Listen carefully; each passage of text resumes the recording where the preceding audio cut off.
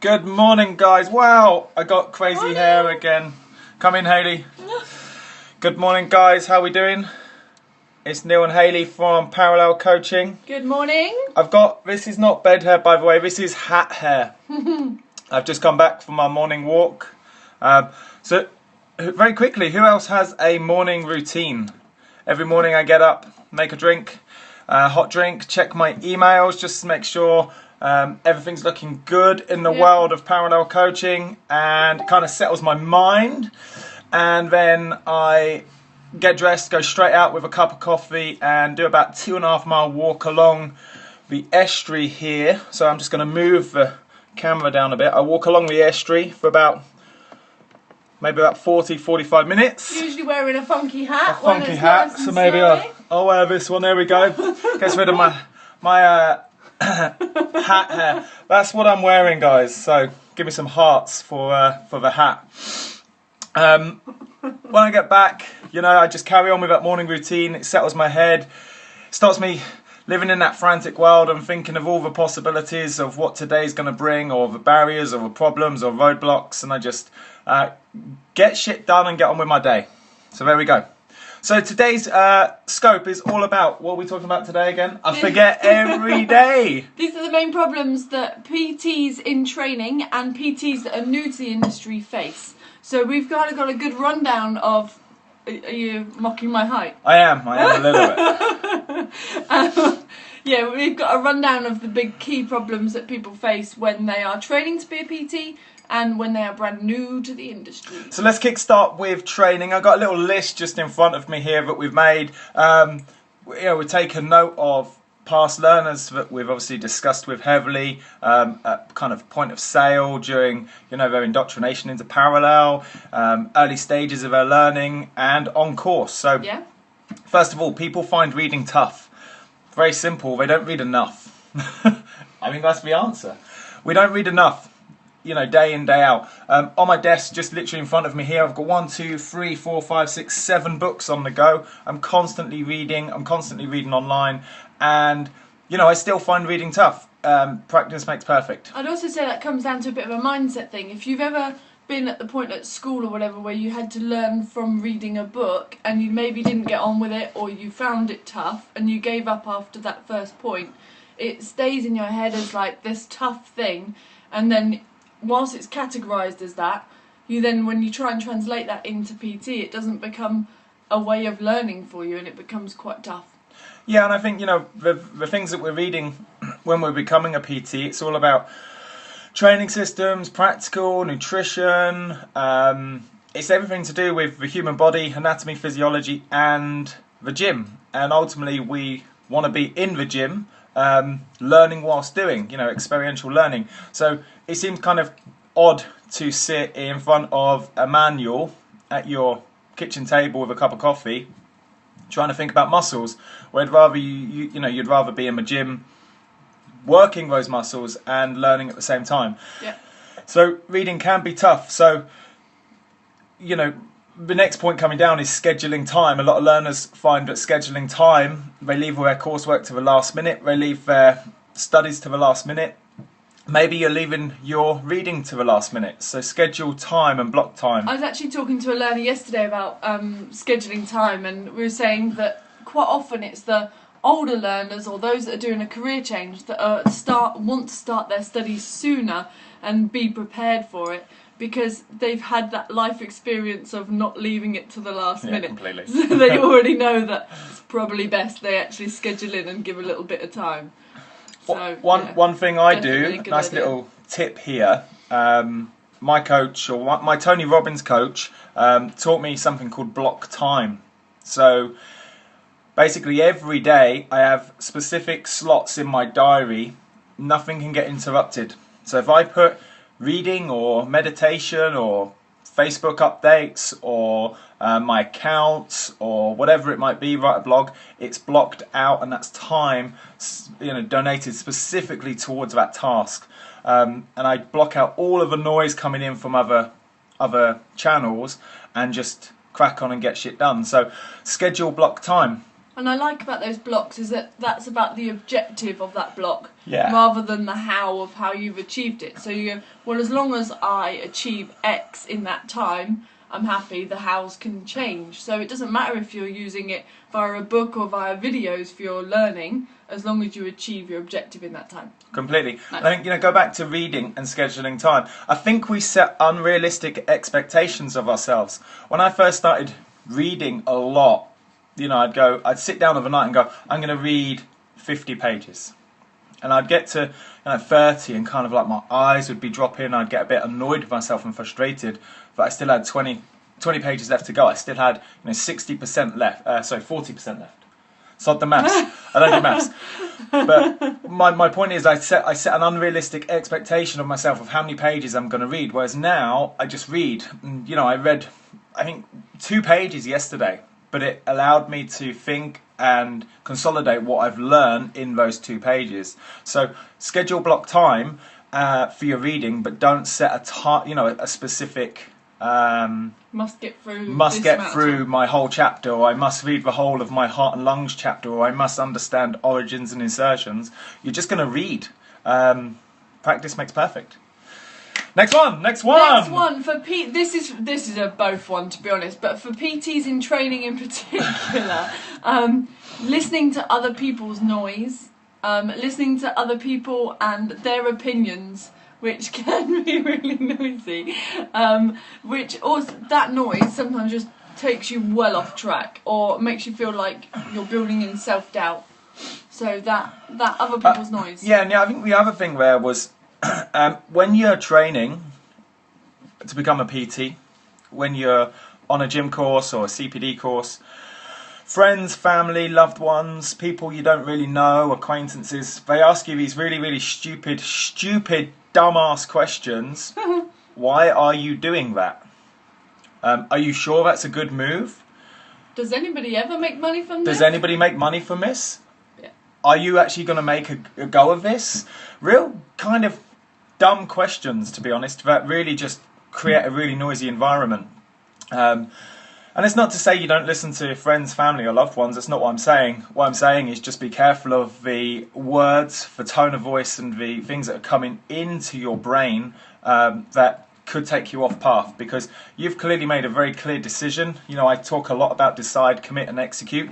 If you've made a decision to commit to becoming a Fitpro, then who cares what anyone else thinks? That's what you want to do because you know why you want to do it. So cut out the noise. And the next one links to that. Yeah, massively. So comparing to others. This is both on course and I suppose other PTs and stuff as well. But on course, you see it and hear it a lot, that people will start comparing their own progress to those from others.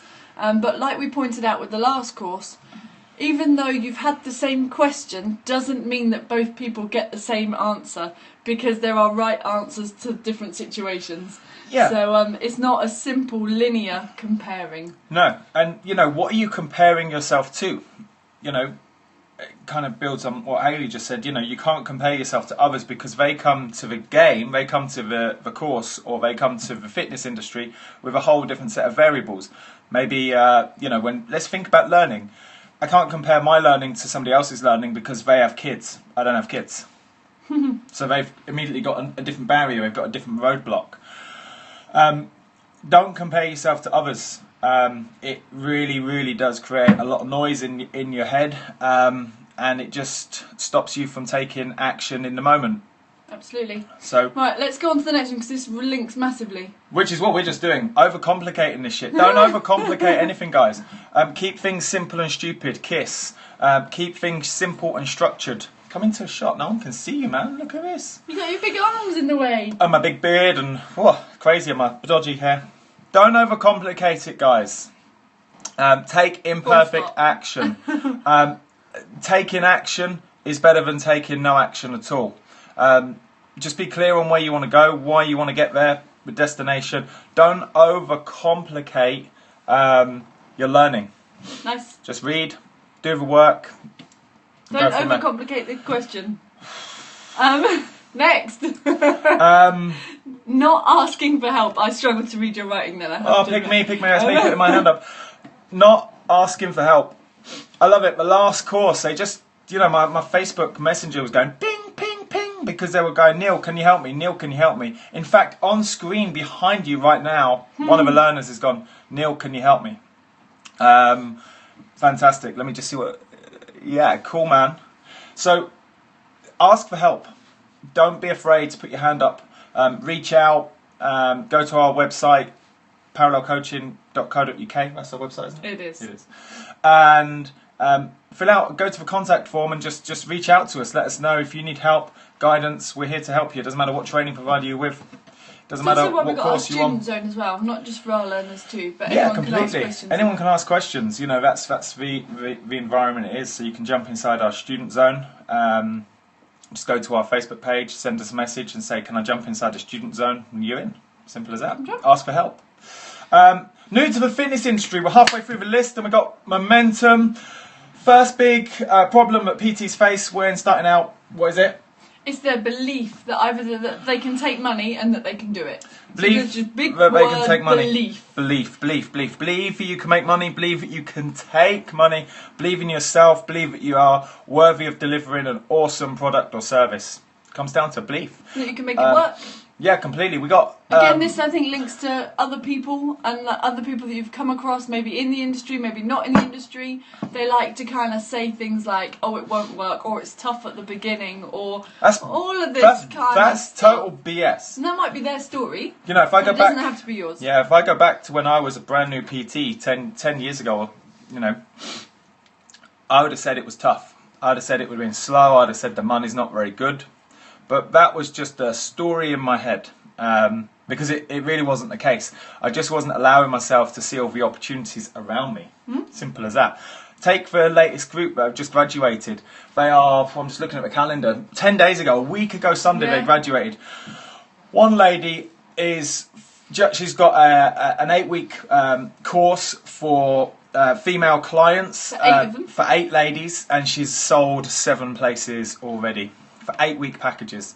Another guy is in the process of closing up to $5,000 for 2 people. We got another guy that is got kettlebell jumpstart classes on the go and semi-private PT moving already. People are taking job interviews as well. People are taking job interviews. We've had people go to Virgin Active. We've had people go to their local sports health clubs, and they've already taken huge action. Why? Because they believe in themselves. They believe why they came into the industry, and they got a mission to complete. So, love it. Whew, there we go. Little rant there as well. Little rant. I like it. Maybe we should rant more. New PTs, what problems do they face? They don't set 3, 6 and 12-month goals. My goals are on the board in front of me as I speak. I know exactly what I've got to do today, what I've got to do by the end of a month, what I've got to do by the end of 3 months, 6 months and 12 months, because I'm dialed into the very things I want, the places I want to go and see, the things I want to do personally, and I can only do that if I use my business as a vehicle to do that. Yeah, and we like to sort of zoom out and look at the whole big 12 months, for example, and then chunk that down into 90-day challenges to really help us kind of push and get some good acceleration, don't we? So we go 90-day challenge blocks, which allow that kind of focus, drive and push, and then a little bit of recoup time before you go again. Completely. And the next point I'd highlight is most new Fitpros start with what they want to do, then they dial into all of the hows, they get completely bamboozled with tons of procrastination, and then they figure out why they might want to do it in the first place. Or they might totally leave out the why. Or they might even totally leave out the why. And the problem with that is you get so bamboozled with all the whats and the hows that the only questions you can ever come back up again with are like, oh, what am I doing next? Or how do I do that? Or how do I set this up? How do I get more clients? How do I get moving forwards? How do I reach out? How do I program this? Rather than actually, what would be the best order now? Just start with why. It's such a good Simon Sinek on YouTube. Check this dude out. It's freaking amazing. Start with why. Simon Sinek. I won't spell Simon because you know how that's spelled, but Sinek is spelled S-I-N-E-K. S-I-N-E-K. Oh dear. Now I can read, I can't do maths, and I can't spell. Start with why. if you understand why you're in business in the first place, why you wanted to become a Fitpro in the first place, and you set yourself that big juicy why, that big juicy mission, you'll figure out the hows and the whats. They're natural. It's irrelevant. In fact, I'm going to call Hayley out. She quite often, I get stuck in some whats and hows. whereas I go for my morning walk every morning and I go, why are we doing this? And then we go, right, screw the how, screw the watch, let's just crack on and do it. We'll figure them out as we go. And also another comment there, like, you might know this in theory, like I often know it in theory. I know it in theory, but sometimes you need someone else to kind of call you out on that moment when you're doing it upside down. For someone to just turn around and go, what are you doing? Like, remember, start with why. You know this, so now act upon what you know. And that comes back to that not asking for help. Get help from someone else that can help give you a little nudge or push back in the right direction. Accountability is key. Accountability is key. So think about that very quickly. Let's just summarise that. If I know why I want my 3-month goal, I'm more likely to achieve it. Yes. If I know why I want my 6-month goal and how that builds to my 12-month goal, I know why I want that, I'm going to achieve it. And you're going to be more excited for it. I'm going to be more excited. I'm going to take more massive action. I'm going to be fueled. I'm going to get out of bed with purpose. And I'm going to do the work. Do the goddamn work. Final point. This is a big one. This is a big one. It links to what we were talking about yesterday as well. Yeah, it does actually a bit. Do I go self-employed or do I go into club? Know what you want in the end outcome. If your destination is you want to be in club and you want to work your way through kind of club culture, club life, maybe go into some elements of, PT managing, club managing. Maybe that's the route that you kind of thought was going to be your mission in the first place. Then head into club. I think the answer to this comes in the answer to the last question. You've got to start with why you came into the industry in the first place. If you've come into the industry because partly you're after a lifestyle change, i.e. you hate your current job, you hate working for other people, you want to kind of be your own boss, then you probably don't want to go into another paid employment stuck in one place. No, completely. So you've got to know your why, and if you know your why, it'll help you choose mate, that's the right really one. powerful. So many learners come through because they're so pissed off with their current job. They hate sitting at the desk, they hate the grind, 9 till 5. They want variety, want to get out and They about. want variety, they've been in the same job for years, they've had no progression, they can't see a pay rise on the horizon, perhaps they don't like their boss, they're not going to get promotion, and they go, I want a complete change, full stop. And they go, right, I want to get into fitness. They love fitness as a passion. They get into fitness industry. And then they end up in a club. And, guess what? They're back into a different grind. It's not 9 till 5. It's more like 5 in the morning till 10 at night. They've got a boss. You've just created the same problem Trying again. to make targets still. You've just created the same goddamn problem. Why did I get into Some this people industry? love that in club. Like, we're not dissing club, by the way. No, I'm Some not dissing people club. I worked in club. I started off in Semelian down in the southwest where we are now, which was kind of a luxury golf resort. I've been in Energies, I've done Fitness First, I've been in, it's ridiculous. Club life is cool. Why did you get in the industry in the first place, Hayley? Why? On the spot! Whoop. That's a bit harsh. What shall I go? You go. I wanted to educate as many goddamn people as possible about health and fitness, whether that was through training, personal trainers, or whether that was through end users with my clients. I kind of see it as my mission to go out and kind of rid the world of bad habits, overweight people. Not that overweight people are bad, that's not what I'm saying, it's just, I came out a little bit wrong. What I'm after, guys, is a mission to go out and educate people about health and fitness, specifically around being overweight and heading towards obesity. The current state of the nation and the globe in terms of obesity numbers just scares the living shit out of me, and I feel that with my knowledge that I've accrued over the years, I have a service to give to the world, so that's why I'm here. Nice. That's Mine why. was always more about investigating movement. Like, I'm totally fascinated by movement from like early age, so I love it. Mine was kind of a natural kind of progression. I kind of more rolled into it. Which the problem is sometimes I find it hard to dial into a nice big juicy why again, because it's maybe not as rooted as your great big why, your great big strength of needing to know what you want to achieve. So I think other people can get stuck in the same bit, don't you? I think so. Why not? We're wise and wise. Wise and wise. Wise and wise. So there we have it, guys. New problems PTs face when training and new to the industry. You've got any comments, leave us a message. Head over to our Facebook page, Parallel Coaching, facebook.com/parallel coaching. Send us a message and you can jump inside the student zone for all Fitpros or anybody that is looking to kind of reach out for help. Yep. Just do it. Outside of that, guys, leave us some hearts, send us some comments, and we will speak to you soon. Take care.